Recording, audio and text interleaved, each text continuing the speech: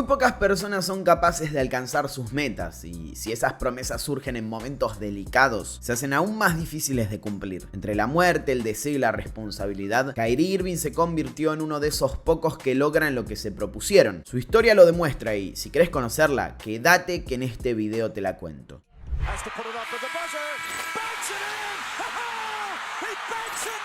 Kyrie Andrew Irving nació el 23 de marzo de 1992 en Melbourne, Australia, y la razón por la que aquel niño llegó al mundo a más de 15.000 kilómetros de Estados Unidos tiene nombre y apellido: Drederick Irving, su padre. Junto a su esposa Elizabeth, Drederick viajó hacia Oceanía para jugar profesionalmente al básquet, luego de haber sido una estrella en Boston University. 2 años después del nacimiento de su primer hijo varón, la pareja decidió volver a América. Kyrie se siente estadounidense y jamás pensó representar a Australia. Do you know anything about the Australian national anthem? Can you, Australians all let us rejoice?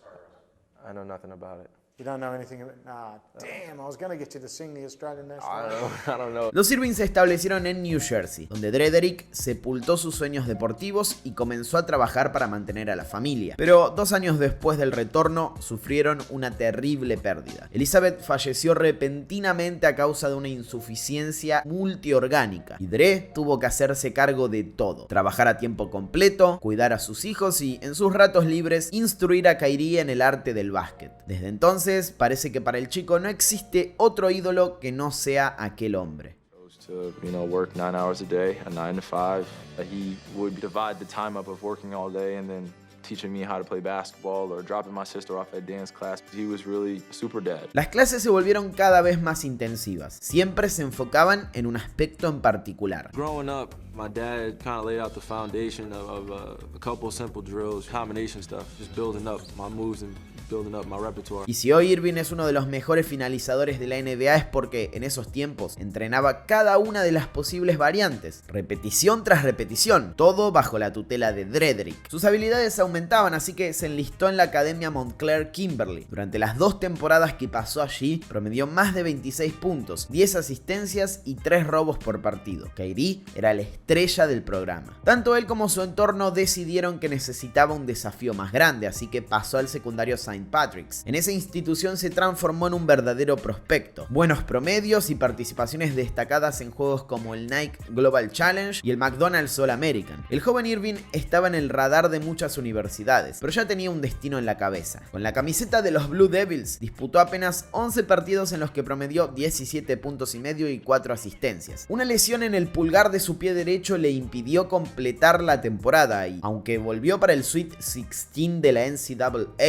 y anotó 28 puntos, no pudo evitar que Duke cayera ante Arizona. Pero la NBA estaba al alcance y Kyrie optó por salir de la universidad e ir en busca de su sueño, uno que cumplió el 23 de junio de 2011.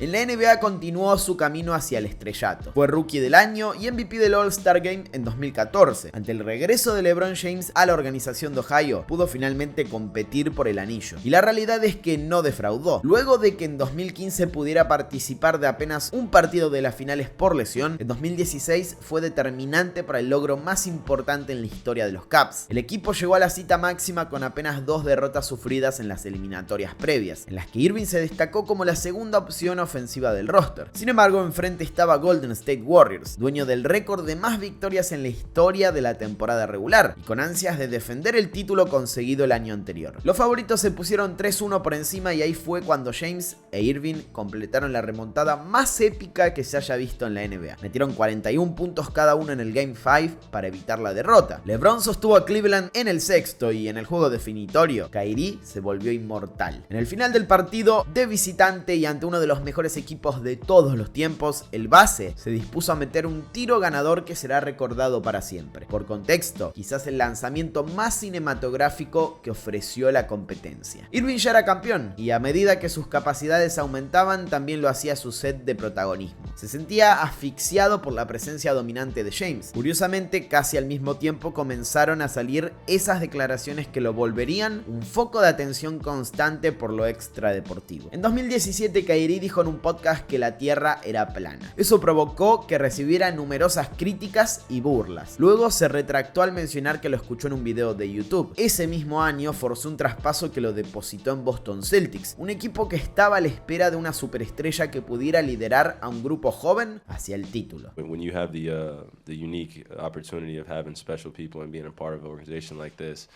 and they do everything possible in order to put themselves out there to make such a great thing happen, you're just appreciative, and I'm grateful, and I can't wait to get on the floor and to maximize my potential. Pero Irving solo fue una superestrella por momentos. Su liderazgo flaqueó. Boston derrapó en playoff y, aunque prometió quedarse en la franquicia, entró al mercado como agente libre y decidió firmar un contrato con los Brooklyn Nets, algo que lo convirtió en el enemigo público número uno de los fanáticos de los Celtics. Kyrie llegó a la franquicia de la ciudad en la que creció en busca de un nuevo comienzo, pero tras una serie de decisiones que lo convirtieron en uno de los deportistas más criticados y escrutados de la liga. Sin embargo, arrancó esa etapa con el pie derecho declarando lo siguiente. A lot of the battles that I thought I could battle through in the team environment, I just wasn't ready for. And I failed those guys in a sense that I didn't give them everything that I could have during that season, especially with the amount of pieces that we had. So my relationships with them personally were great.